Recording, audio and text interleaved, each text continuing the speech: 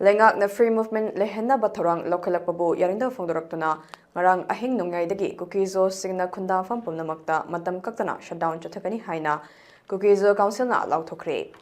hanjin warning tawrabasu kuki ZoO area singda maitei miyam thajinnaba honariba asina miyam bu sawhalle amasung violence oiba irang kaya thokhanle haina council asina phongdorakli council asigi cherol amada miyamna asawba phongdoktuna khongjung junction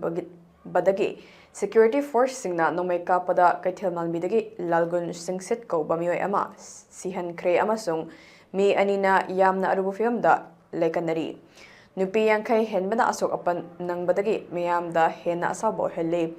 security force na chathakkiba thawong adu yamna laibak thibani haina phongdokhi amaromda kangpokpi district ke tongan mafam singda kuki ZoO singna indefinite shutdown lauthokhraba matungda chathok chashin tawbada kuki taba mafam singda chauna akaiba pire amadi kangpokpi district ke gamki fai area amadi atop mafam singda pamdaba thodok thoktanaba ahenba security force sing deploy tawduna thamkhre hari